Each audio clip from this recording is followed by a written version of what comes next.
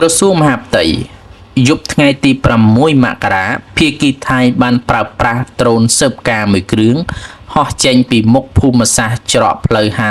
56និង2គ្រឿងផ្សេងទៀតហោះកាត់ភូមិសាស្ត្រអូភ្លុកដំរីឃុំថ្មដាស្រុកវាលវែងខេត្តពោធិ៍សាត់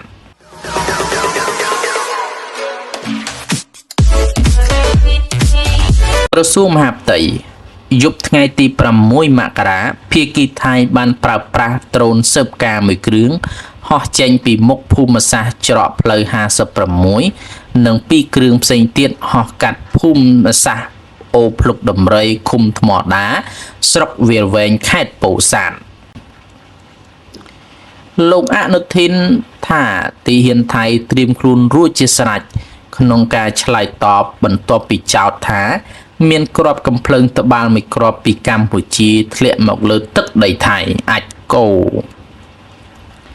លោកអនុทินថាទីហ៊ានថៃត្រៀមខ្លួនរួចជាស្រេចក្នុងការឆ្លើយតបបន្ទាប់ពីចោទថាមានគ្រាប់កំភ្លើងត្បាល់មួយគ្រាប់ពីកម្ពុជាធ្លាក់មកលើទឹកដីថៃនាយករដ្ឋមន្ត្រីចាំផ្ទះទីងម៉ោងលោកអនុทิน ឆានវរៈគុលបានលើកឡើងថា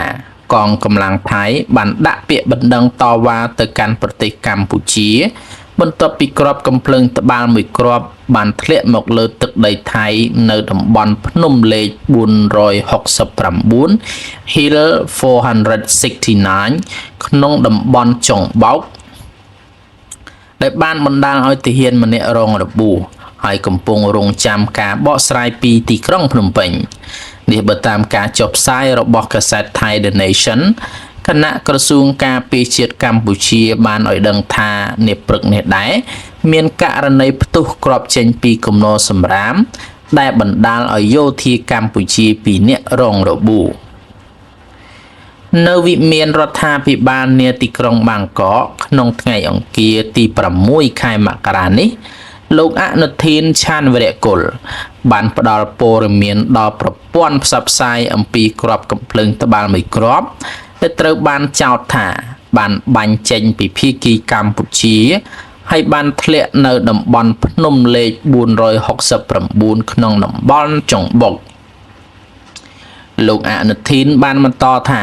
រដ្ឋាភិបាលបានទទួលព័ត៌មានថ្មីៗជាបន្តបន្ទាប់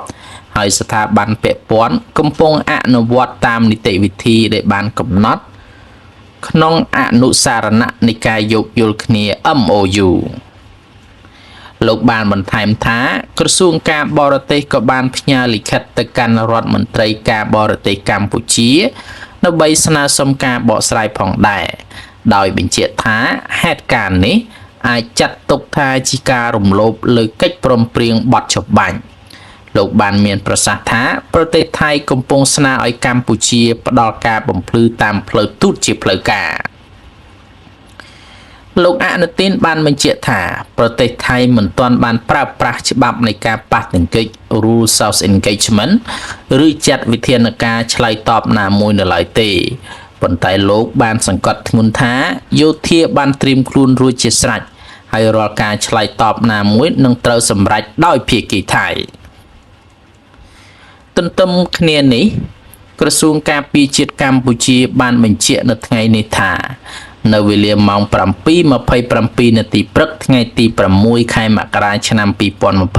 2026ក្នុងភូមិសាស្ត្រមុំ3ខេត្តព្រះវិហារ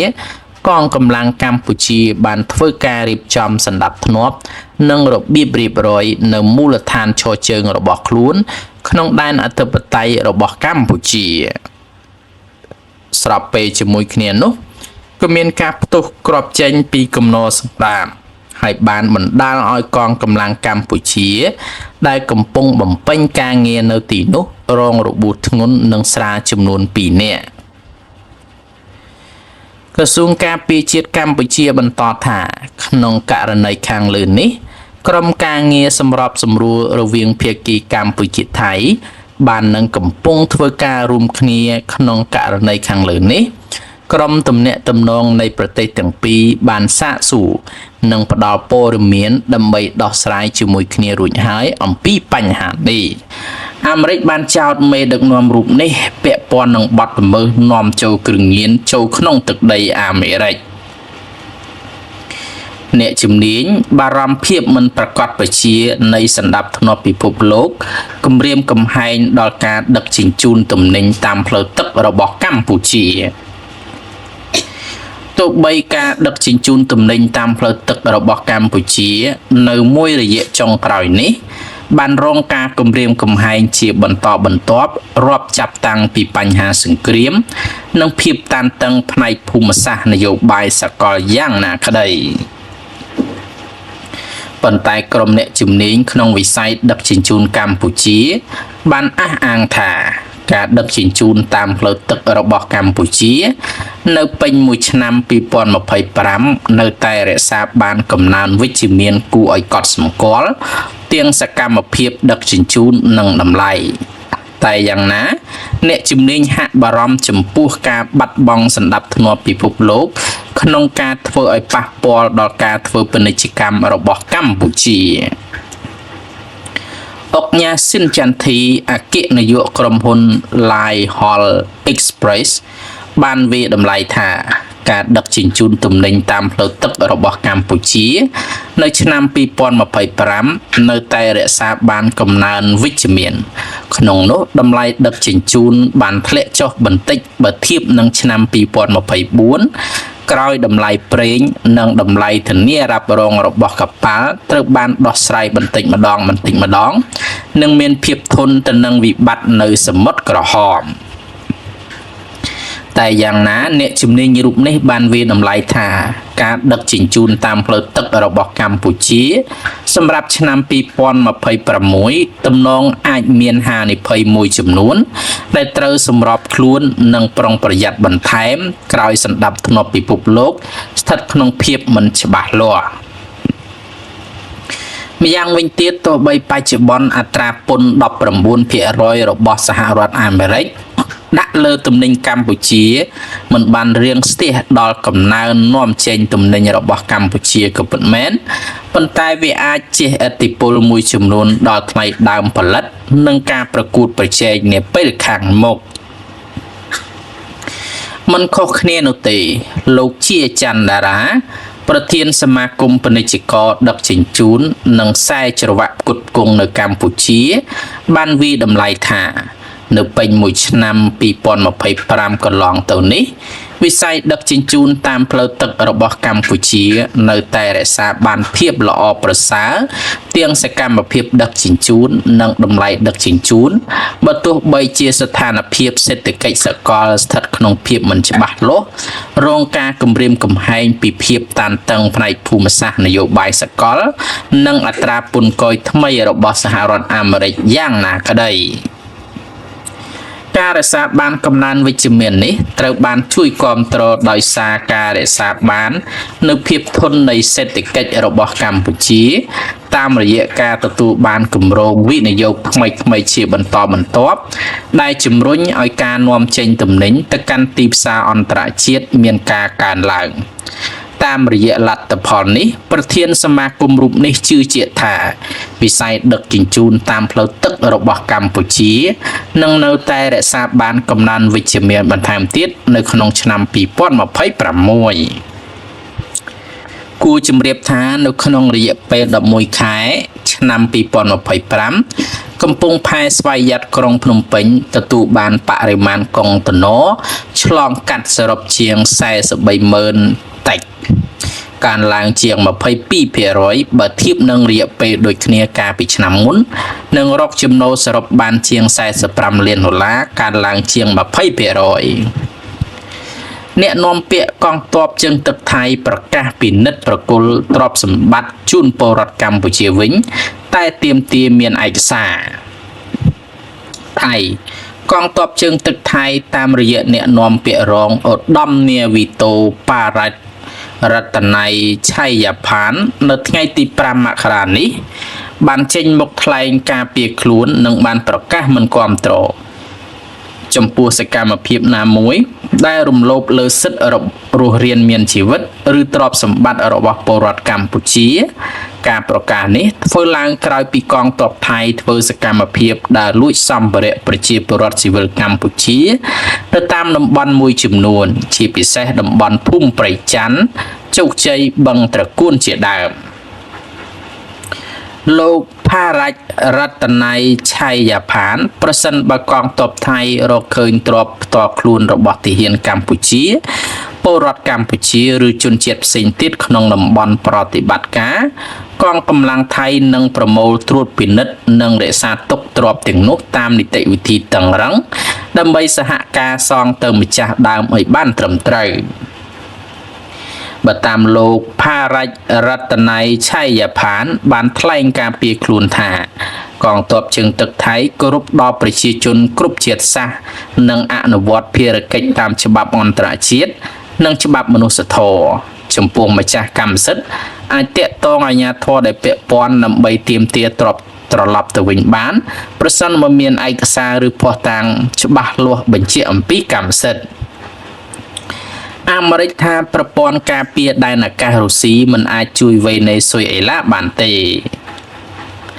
អាមេរិករដ្ឋមន្ត្រីការពារជាតិសហរដ្ឋអាមេរិកលោក Pete Hegseth កាលពីល្ងាចថ្ងៃច័ន្ទបានរិះគន់ប្រព័ន្ធដែនអាកាសរុស្ស៊ីដែលវេណេស៊ុយអេឡាបានទិញនិងបើកដំណើរការត្រៀមចាប់យន្តហោះចម្បាំងអាមេរិកថាជាប្រព័ន្ធដែលអាកាសមិនដំណើរការនិងមិនអាចជួយប្រទេសវេណេស៊ុយអេឡាបានទេនេះបើតាមការបញ្ជាក់របស់លោក Pete Hegseth នៅក្នុងសន្ទរកថាមួយនៅចំពោះមុខនាវិកនិងក្រុមហ៊ុនសាងសង់កប៉ាល់នៅទីក្រុង Newport News រដ្ឋ Virginia ប្រមុខរដ្ឋមន្ត្រីក្រសួងការពារជាតិលោក Pete Hegseth បានរំលឹកអំពីប្រតិបត្តិការយោធាអាមេរិកនៅចំពោះមុខនាវិកនិងក្រុមហ៊ុនសាងសង់កប៉ាល់នៅរដ្ឋ Virginia ថាអាមេរិកបានទទួលភាពជោគជ័យជាខ្លាំងក្នុងប្រតិបត្តិការចាប់ខ្លួនលោក Nicolas Maduro និងភរិយារបស់លោកថាក្នុងប្រតិបត្តិការយោធានោះអាមេរិកបានបញ្ជូនកងកម្លាំងពិសេសប្រមាណជិត200នាក់តែប៉ុណ្ណោះចូលទៅកាន់ទីក្រុងការ៉ាកាសនិងចាប់ខ្លួនលោកបញ្ជាក់ទៀតថាគ្មានទាហានអាមេរិកណាម្នាក់រងរបួសក្នុងប្រតិបត្តិការយោធានេះឡើយស្អីទៀតហើយអនុទានដេកខ្លះទៅលោកអនុទានបញ្ជាទៅកាន់អភិបាលខេត្តនិងមន្ត្រីរដ្ឋបាលទូទាំងប្រទេសថៃឲ្យត្រៀមខ្លួនជាប់ជានិច្ចសម្រាប់ការកើតឡើងវិញនៃអំពើហិង្សានានាដែលអាចកើតមានតាមបណ្ដោយព្រំដែនថៃកម្ពុជាជាពិសេសត្រូវការត្រៀមនិងបង្កើតជំរកភៀសសឹកលើសពីនេះត្រូវត្រៀមថវិកាជំនួយឲ្យបានគ្រប់គ្រាន់ដើម្បីផ្ដល់ជាបន្ទាន់ដល់ប្រជាពលរដ្ឋកុំឲ្យខ្វះខាតនេះបើតាមការធ្វើសន្និសីទសារព័ត៌មានរបស់លោកអនុទាននៅវិមានរដ្ឋាភិបាលថៃកាលពីថ្ងៃទី5ខែមករាម្សិលមិញចានឆ្នាំងមានឯកសារបញ្ជាក់មកពីណាបន្ទាប់ពីចៅយោធាថៃលួចទ្រព្យពលរដ្ឋកម្ពុជាបែកធ្លាយរូបភាពច្រើនពេលនេះថៃប្រកាសយកសងជូនពលរដ្ឋម្ចាស់ទ្រព្យវិញតែទាមទារភស្តុតាងច្បាស់លាស់បញ្ជាក់អំពីកម្មសិទ្ធិកងទ័ពជើងទឹកថៃតាមរយៈអ្នកនាំពាក្យរងឧត្តមនាវីតូប៉ារ៉ាច់រតន័យឆៃយ៉ាប៉ាននៅថ្ងៃទី5មករានេះបានចេញមុខថ្លែងការពារខ្លួននិងបានប្រកាសមិនគាំទ្រចំពោះសកម្មភាពណាមួយដែលរំលោភលើសិទ្ធិរស់រានមានជីវិតឬទ្រព្យសម្បត្តិរបស់ពលរដ្ឋកម្ពុជាការប្រកាសនេះធ្វើឡើងក្រោយពីកងទ័ពថៃធ្វើសកម្មភាពដែលលួចសម្ភារៈប្រជាពលរដ្ឋស៊ីវិលកម្ពុជានៅតាមតំបន់មួយចំនួនជាពិសេសតំបន់ភូមិព្រៃច័ន្ទជោគជ័យនិងបឹងត្រកួនលោកផារ៉ាច់រតន័យឆៃយ៉ាផានថ្លែងថាប្រសិនបើកងទ័ពថៃរកឃើញទ្រព្យផ្ទាល់ខ្លួនរបស់ទាហានកម្ពុជាពលរដ្ឋកម្ពុជាឬជនជាតិផ្សេងទៀតក្នុងតំបន់ប្រតិបត្តិការកងកម្លាំងថៃនឹងប្រមូលត្រួតពិនិត្យនិងរក្សាទុកទ្រព្យទាំងនោះតាមនីតិវិធីតឹងរ៉ឹង ដើម្បីសហការសងទៅម្ចាស់ដើមឲ្យបានត្រឹមត្រូវបើតាមលោកបារាជរតន័យឆៃយ៉ាផានបានថ្លែងការពីខ្លួនថាកងទ័ពជើងទឹកថៃគោរពដល់ប្រជាជនគ្រប់ជាតិសាសន៍និងអនុវត្តភារកិច្ចតាមច្បាប់អន្តរជាតិនិងច្បាប់មនុស្សធម៌ចំពោះម្ចាស់កម្មសិទ្ធិអាចតាក់ទងអាជ្ញាធរដែលពាក់ព័ន្ធដើម្បីទាមទារទ្រព្យត្រឡប់ទៅវិញបានប្រសិនបើមានឯកសារឬភស្តុតាងច្បាស់លាស់បញ្ជាក់អំពីកម្មសិទ្ធិប្រធានាធិបតីវេណេស៊ុយអេឡាលោកនីកូឡាម៉ាឌូរ៉ូ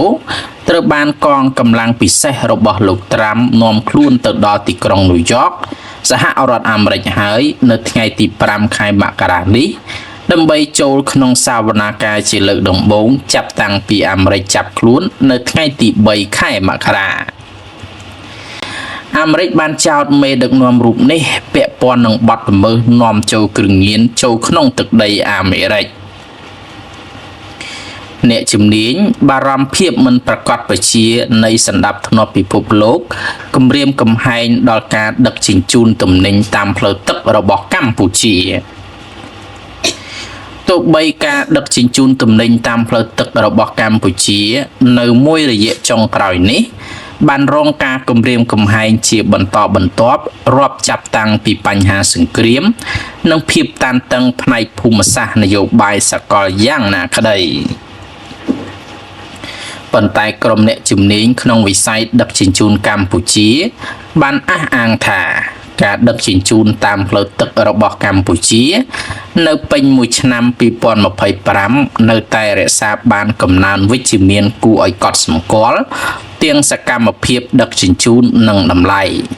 តែយ៉ាងណាអ្នកជំនាញហាក់បារម្ភចំពោះការបាត់បង់សណ្ដាប់ធ្នាប់ពិភពលោក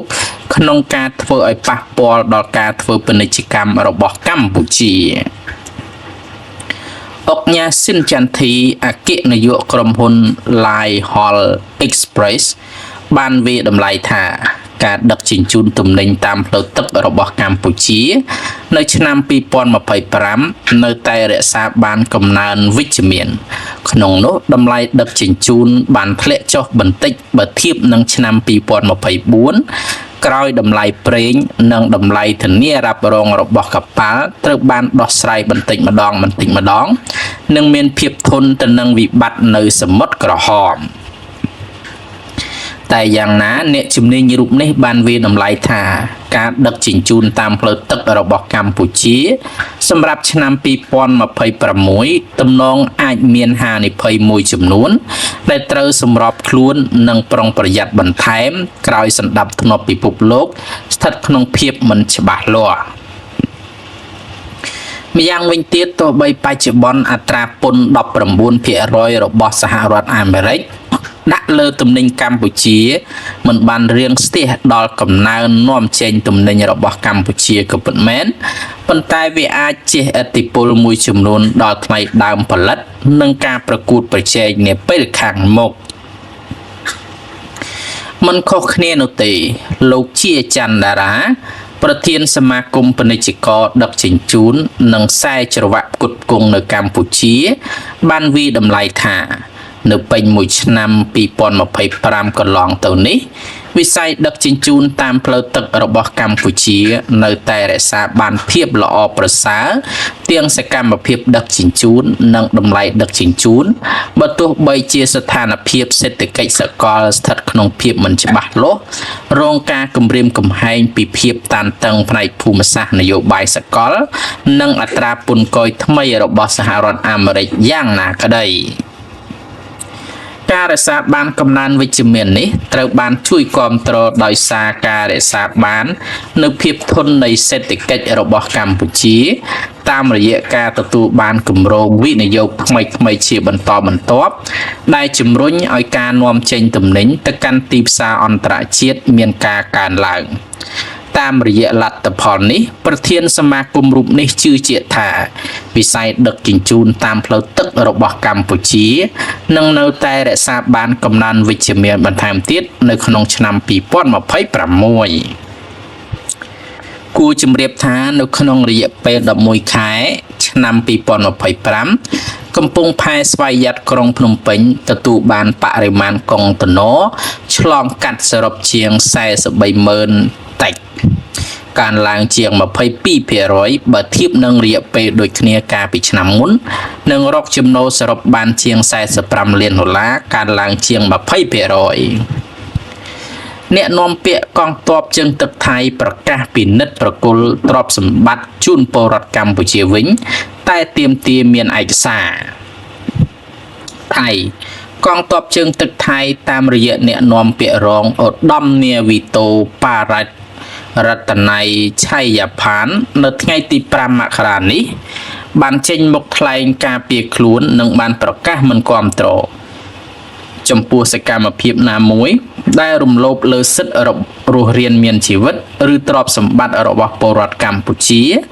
ការប្រកាសនេះធ្វើឡើងក្រោយពីកងទ័ពថៃធ្វើសកម្មភាពដើរលួចសម្ភារៈប្រជាពលរដ្ឋស៊ីវិលកម្ពុជានៅតាមតំបន់មួយចំនួនជាពិសេសតំបន់ភូមិព្រៃច័ន្ទជោគជ័យបឹងត្រកួនជាដើមលោកផារ៉ាច់រតន័យឆៃយ៉ាផានប្រសិនបើកងទ័ពថៃរកឃើញទ្រព្យផ្ទាល់ខ្លួនរបស់ទាហានកម្ពុជាពលរដ្ឋកម្ពុជាឬជនជាតិផ្សេងទៀតក្នុងតំបន់ប្រតិបត្តិការកងកម្លាំងថៃនឹងប្រមូលត្រួតពិនិត្យនិងរក្សាទុកទ្រព្យទាំងនោះតាមនីតិវិធីតឹងរ៉ឹង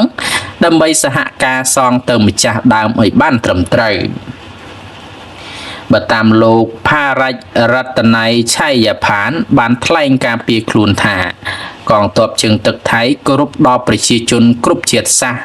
និងអនុវត្តភារកិច្ចតាមច្បាប់អន្តរជាតិនិងច្បាប់មនុស្សធម៌ចំពោះម្ចាស់កម្មសិទ្ធិអាចតាក់ទងអាជ្ញាធរដែលពាក់ព័ន្ធដើម្បីទាមទារទ្រព្យត្រឡប់ទៅវិញបានប្រសិនបើមានឯកសារឬភស្តុតាងច្បាស់លាស់បញ្ជាក់អំពីកម្មសិទ្ធិអាមេរិកថាប្រព័ន្ធការពារដែនអាកាសរុស្ស៊ីមិនអាចជួយវេណេស៊ុយអេឡាបានទេអាមេរិករដ្ឋមន្ត្រីការពារជាតិសហរដ្ឋអាមេរិកលោក Pete Hegseth កាលពីល្ងាចថ្ងៃច័ន្ទបានរិះគន់ប្រព័ន្ធដែនអាកាសរុស្ស៊ីដែលវេណេស៊ុយអេឡាបានទិញនិងបើកដំណើរការត្រៀមចាប់យន្តហោះចម្បាំងអាមេរិកថាជាប្រព័ន្ធដែលអាកាសមិនដំណើរការនិងមិនអាចជួយប្រទេសវេណេស៊ុយអេឡាបានទេនេះបើតាមការបញ្ជាក់របស់លោក Pete Hegseth នៅក្នុងសន្ទរកថាមួយនៅចំពោះមុខនាវិកនិងក្រុមហ៊ុនសាងសង់កប៉ាល់នៅទីក្រុង Newport News រដ្ឋ Virginia ប្រមុខរដ្ឋមន្ត្រីក្រសួងការពារជាតិលោក Pete Hegseth បានរំលឹកអំពីប្រតិបត្តិការយោធាអាមេរិកនៅចំពោះមុខនាវិកនិងក្រុមហ៊ុនសាងសង់កប៉ាល់នៅរដ្ឋ Virginia ថាអាមេរិកបានទទួលភាពជោគជ័យជាខ្លាំងក្នុងប្រតិបត្តិការចាប់ខ្លួនលោក Nicolas Maduro និងភរិយារបស់លោកថាក្នុងប្រតិបត្តិការយោធានោះអាមេរិកបានបញ្ជូនកងកម្លាំងពិសេសប្រមាណជិត200នាក់តែប៉ុណ្ណោះចូលទៅកាន់ទីក្រុងការ៉ាកាសនិងចាប់ខ្លួនលោកបញ្ជាក់ទៀតថាគ្មានទាហានអាមេរិកណាម្នាក់រងរបួសក្នុងប្រតិបត្តិការយោធានេះឡើយអាមេរិកបានចោទមេដឹកនាំរូបនេះពាក់ព័ន្ធនឹងបទល្មើសនាំចូលគ្រឿងញៀនចូលក្នុងទឹកដីអាមេរិកអ្នកជំនាញបារម្ភភាពមិនប្រកបប្រជានៃសន្តិភាពពិភពលោកគំរាមកំហែងដល់ការដឹកជញ្ជូនទំនិញតាមផ្លូវទឹករបស់កម្ពុជាទោះបីការដឹកជញ្ជូនទំនិញតាមផ្លូវទឹករបស់កម្ពុជានៅមួយរយៈចុងក្រោយនេះបានរងការគំរាមកំហែងជាបន្តបន្ទាប់រាប់ចាប់តាំងពីបញ្ហាសង្គ្រាមនិងភាពតានតឹងផ្នែកភូមិសាស្ត្រនយោបាយសកលយ៉ាងណាក្តីប៉ុន្តែក្រុមអ្នកជំនាញក្នុងវិស័យដឹកជញ្ជូនកម្ពុជាបានអះអាងថាការដឹកជញ្ជូនតាមផ្លូវទឹករបស់កម្ពុជានៅពេញមួយឆ្នាំ2025នៅតែរក្សាបានកំណើនវិជ្ជមានគួរឲ្យកត់សម្គាល់ទាំងសកម្មភាពដឹកជញ្ជូននិងតម្លៃតែយ៉ាងណាអ្នកជំនាញហាក់បារម្ភចំពោះការបាត់បង់សន្តិភាពពិភពលោកក្នុងការធ្វើឲ្យប៉ះពាល់ដល់ការធ្វើពាណិជ្ជកម្មរបស់កម្ពុជាអុកញ៉ាស៊ីនចន្ទធីអគ្គនាយកក្រុមហ៊ុន Lai Hall Express បានវាតម្លៃថា ការដឹកជញ្ជូនទំនិញតាមផ្លូវទឹករបស់កម្ពុជានៅឆ្នាំ2025នៅតែរក្សាបានកំណើនវិជ្ជមានក្នុងនោះតម្លៃដឹកជញ្ជូនបានធ្លាក់ចុះបន្តិចបើធៀបនឹងឆ្នាំ2024ក្រោយតម្លៃប្រេងនិងតម្លៃធានារ៉ាប់រងរបស់កប៉ាល់ត្រូវបានដោះស្រាយបន្តិចម្ដងនិងមានភាពធន់ទៅនឹងវិបត្តិនៅសមុទ្រក្រហមតែយ៉ាងណាអ្នកជំនាញរូបនេះបានវាយតម្លៃថាការដឹកជញ្ជូនតាមផ្លូវទឹករបស់កម្ពុជាសម្រាប់ឆ្នាំ2026ទំនងអាចមានហានិភ័យមួយចំនួនដែលត្រូវសម្របខ្លួននិងប្រុងប្រយ័ត្នបន្ថែមក្រោយសណ្ដាប់ធ្នាប់ពិភពលោកស្ថិតក្នុងភាពមិនច្បាស់លាស់ម្យ៉ាងវិញទៀតទោះបីបច្ចុប្បន្នអត្រាពន្ធ 19% របស់សហរដ្ឋអាមេរិកដាក់លើទំនិញកម្ពុជាមិនបានរាងស្ទះដល់កំណើននាំចេញទំនិញរបស់កម្ពុជាក៏ពិតមែនប៉ុន្តែវាអាចជះឥទ្ធិពលមួយចំនួនដល់ថ្លៃដើមផលិតនិងការប្រកួតប្រជែងនាពេលខាងមុខមិនខុសគ្នានោះទេលោកជាច័ន្ទតារាប្រធានសមាគមពាណិជ្ជករដឹកជញ្ជូននិងខ្សែច្រវាក់ផ្គត់ផ្គង់នៅកម្ពុជាបានវាយតម្លៃថានៅពេញមួយឆ្នាំ2025កន្លងទៅនេះវិស័យដឹកជញ្ជូនតាមផ្លូវទឹករបស់កម្ពុជានៅតែរក្សាបានភាពល្អប្រសើរទាំងសកម្មភាពដឹកជញ្ជូននិងតម្លៃដឹកជញ្ជូនបើទោះបីជាស្ថានភាពសេដ្ឋកិច្ចសកលស្ថិតក្នុងភាពមិនច្បាស់លាស់រងការគំរាមកំហែងពីភាពតានតឹងផ្នែកភូមិសាស្ត្រនយោបាយសកលនិងអត្រាពន្ធគយថ្មីរបស់សហរដ្ឋអាមេរិកយ៉ាងណាក្តីការរក្សាបានកំណើនវិជ្ជមាននេះត្រូវបានជួយគាំទ្រដោយសារការរក្សាបាននូវភាពធន់នៃសេដ្ឋកិច្ចរបស់កម្ពុជាតាមរយៈការទទួលបានគម្រោងវិនិយោគថ្មីៗជាបន្តបន្ទាប់ដែលជំរុញឲ្យការនាំចេញទំនិញទៅកាន់ទីផ្សារអន្តរជាតិមានការកើនឡើងតាមរយៈលទ្ធផលនេះប្រធានសមាគមរូបនេះជឿជាក់ថាវិស័យដឹកជញ្ជូនតាមផ្លូវទឹករបស់កម្ពុជានឹងនៅតែរក្សាបានកំណើនវិជ្ជមានបន្ថែមទៀតនៅក្នុងឆ្នាំ2026គួរជម្រាបថានៅក្នុងរយៈពេល11ខែឆ្នាំ2025កំពង់ផែស្វយ័តក្រុងភ្នំពេញទទួលបានបរិមាណកុងតឺន័រឆ្លងកាត់សរុបជាង 43,000 តិចកើនឡើងជាង 22% បើធៀបនឹងរយៈពេលដូចគ្នាកាលពីឆ្នាំមុននិងរកចំណូលសរុបបានជាង $45 លានកើនឡើងជាង 20%អ្នកនាំពាក្យកងទ័ពជើងទឹកថៃប្រកាសពិនិត្យប្រគល់ទ្រព្យសម្បត្តិជូនពលរដ្ឋកម្ពុជាវិញតែទាមទារមានឯកសារថៃកងទ័ពជើងទឹកថៃតាមរយៈអ្នកនាំពាក្យរងឧត្តមនាវីតូប៉ារ៉ាច់រតន័យឆៃយ៉ាផាននៅថ្ងៃទី5មករានេះបានចេញមុខថ្លែងការពារខ្លួននិងបានប្រកាសមិនគាំទ្រចំពោះសកម្មភាពណាមួយដែលរំលោភលើសិទ្ធិរស់រានមានជីវិតឬទ្រព្យសម្បត្តិរបស់ពលរដ្ឋកម្ពុជាការប្រកាសនេះធ្វើឡើងក្រោយពីកងទ័ពថៃធ្វើសកម្មភាពដើរលួចសម្ភារៈប្រជាពលរដ្ឋស៊ីវិលកម្ពុជាទៅតាមតំបន់មួយចំនួនជាពិសេសតំបន់ភូមិព្រៃច័ន្ទជោគជ័យបឹងត្រកួនជាដើមលោកផារ៉ាច់រតន័យឆៃយ៉ាផានប្រសិនបើកងទ័ពថៃរកឃើញទ្រព្យផ្ទាល់ខ្លួនរបស់ទាហានកម្ពុជាពលរដ្ឋកម្ពុជាឬជនជាតិផ្សេងទៀតក្នុងតំបន់ប្រតិបត្តិការកងកម្លាំងថៃនឹងប្រមូលត្រួតពិនិត្យនិងរក្សាទុកទ្រព្យទាំងនោះតាមនីតិវិធីតឹងរ៉ឹងដើម្បីសហការសងទៅម្ចាស់ដើមឲ្យបានត្រឹមត្រូវបើតាមលោកផារ៉ាច់រតន័យឆៃយ៉ាផានបានថ្លែងការពារខ្លួនថាកងទ័ពជើងទឹកថៃគោរពដល់ប្រជាជនគ្រប់ជាតិសាសន៍និងអនុវត្តភារកិច្ចតាមច្បាប់អន្តរជាតិនិងច្បាប់មនុស្សធម៌ចំពោះម្ចាស់កម្មសិទ្ធិអាចតាក់ទងអាជ្ញាធរដែលពាក់ព័ន្ធដើម្បីទាមទារទ្រព្យត្រឡប់ទៅវិញបានប្រសិនបើមានឯកសារឬភស្តុតាងច្បាស់លាស់បញ្ជាក់អំពីកម្មសិទ្ធិអាមេរិកថាប្រព័ន្ធការពារដែនអាកាសរុស្ស៊ីមិនអាចជួយវេណេស៊ុយអេឡាបានទេអាមេរិករដ្ឋមន្ត្រីការពារជាតិសហរដ្ឋអាមេរិកលោក Pete Hegseth កាលពីល្ងាចថ្ងៃច័ន្ទបានរិះគន់ប្រព័ន្ធដែនអាកាសរុស្ស៊ីដែលវេណេស៊ុយអេឡាបានទិញនិងបើកដំណើរការត្រៀមចាប់យន្តហោះចម្បាំងអាមេរិកថាជាប្រព័ន្ធដែលអាកាសមិនដំណើរការនិងមិនអាចជួយប្រទេសវេណេស៊ុយអេឡាបានទេនេះបើតាមការបញ្ជាក់របស់លោក Pete Hegseth នៅក្នុងសន្ទរកថាមួយនៅចំពោះមុខនាវិកនិងក្រុមហ៊ុនសាងសង់កប៉ាល់នៅទីក្រុង Newport News រដ្ឋ Virginia ប្រមុខរដ្ឋមន្ត្រីក្រសួងការពារជាតិលោក Pete Hegseth បានរំលឹកអំពីប្រតិបត្តិការយោធាអាមេរិកនៅចំពោះមុខនាវិកនិងក្រុមហ៊ុនសាងសង់កប៉ាល់នៅរដ្ឋ Virginia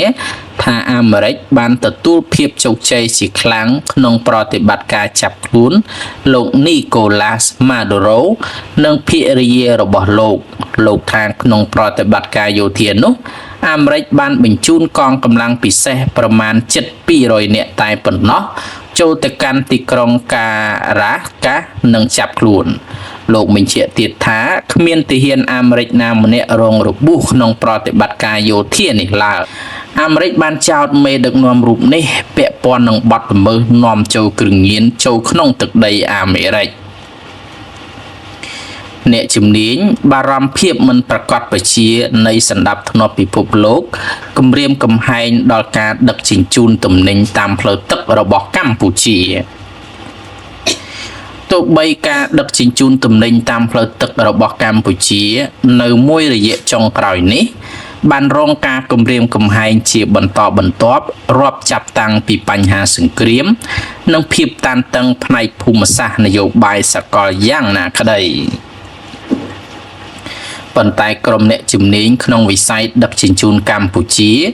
បានអះអាងថាការដឹកជញ្ជូនតាមផ្លូវទឹករបស់កម្ពុជានៅពេញមួយឆ្នាំ2025នៅតែរក្សាបានកំណើនវិជ្ជមានគួរឲ្យកត់សម្គាល់ទាំងសកម្មភាពដឹកជញ្ជូននិងតម្លៃតែយ៉ាងណាអ្នកជំនាញហាក់បារម្ភចំពោះការបាត់បង់សន្តិភាពពិភពលោកក្នុងការធ្វើឲ្យប៉ះពាល់ដល់ការធ្វើពាណិជ្ជកម្មរបស់កម្ពុជាអុកញ៉ាស៊ីនចន្ទធីអគ្គនាយកក្រុមហ៊ុន Lai Hall Express បានវាយតម្លៃថាការដឹកជញ្ជូនទំនិញតាមផ្លូវទឹករបស់កម្ពុជានៅឆ្នាំ2025នៅតែរក្សាបានកំណើនវិជ្ជមានក្នុងនោះតម្លៃដឹកជញ្ជូនបានធ្លាក់ចុះបន្តិចបើធៀបនឹងឆ្នាំ2024ក្រោយតម្លៃប្រេងនិងតម្លៃធានារ៉ាប់រងរបស់កប៉ាល់ត្រូវបានដោះស្រាយបន្តិចម្ដងនិងមានភាពធន់ទៅនឹងវិបត្តិនៅសមុទ្រក្រហមតែយ៉ាងណាអ្នកជំនាញរូបនេះបានវាយតម្លៃថាការដឹកជញ្ជូនតាមផ្លូវទឹករបស់កម្ពុជាសម្រាប់ឆ្នាំ2026ទំនងអាចមានហានិភ័យមួយចំនួនដែលត្រូវសម្របខ្លួននិងប្រុងប្រយ័ត្នបន្ថែមក្រោយសន្តិភាពពិភពលោកស្ថិតក្នុងភាពមិនច្បាស់លាស់ម្យ៉ាងវិញទៀតទោះបីបច្ចុប្បន្នអត្រាពន្ធ 19% របស់សហរដ្ឋអាមេរិកដាក់លើទំនិញកម្ពុជាមិនបានរាំងស្ទះដល់កំណើននាំចេញទំនិញរបស់កម្ពុជាក៏ពិតមែនប៉ុន្តែវាអាចជះឥទ្ធិពលមួយចំនួនដល់ថ្លៃដើមផលិតនិងការប្រកួតប្រជែងនាពេលខាងមុខមិនខុសគ្នានោះទេលោកជាច័ន្ទតារាប្រធានសមាគមពាណិជ្ជករដឹកជញ្ជូននិងខ្សែច្រវាក់ផ្គត់ផ្គង់នៅកម្ពុជាបានវាយតម្លៃថានៅពេញមួយឆ្នាំ2025កន្លងទៅនេះវិស័យដឹកជញ្ជូនតាមផ្លូវទឹករបស់កម្ពុជានៅតែរក្សាបានភាពល្អប្រសើរទាំងសកម្មភាពដឹកជញ្ជូននិងតម្លៃដឹកជញ្ជូនបើទោះបីជាស្ថានភាពសេដ្ឋកិច្ចសកលស្ថិតក្នុងភាពមិនច្បាស់លាស់រងការគំរាមកំហែងពីភាពតានតឹងផ្នែកភូមិសាស្ត្រនយោបាយសកលនិងអត្រាពន្ធគយថ្មីរបស់សហរដ្ឋអាមេរិកយ៉ាងណាក្តីការរក្សាបានកំណើនវិជ្ជមាននេះត្រូវបានជួយគាំទ្រដោយសារការរក្សាបាននូវភាពធន់នៃសេដ្ឋកិច្ចរបស់កម្ពុជា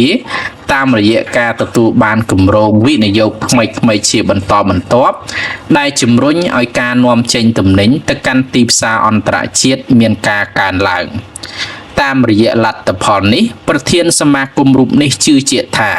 វិស័យដឹកជញ្ជូនតាមផ្លូវទឹករបស់កម្ពុជានឹងនៅតែរក្សាបានកំណើនវិជ្ជមានបន្ថែមទៀតនៅក្នុងឆ្នាំ2026គួរជម្រាបថានៅក្នុងរយៈពេល11ខែឆ្នាំ2025កំពង់ផែស្វយ័តក្រុងភ្នំពេញទទួលបានបរិមាណកុងតឺន័រឆ្លងកាត់សរុបជាង43,000 តិចកើនឡើងជាង 22% បើធៀបនឹងរយៈពេលដូចគ្នាកាលពីឆ្នាំមុន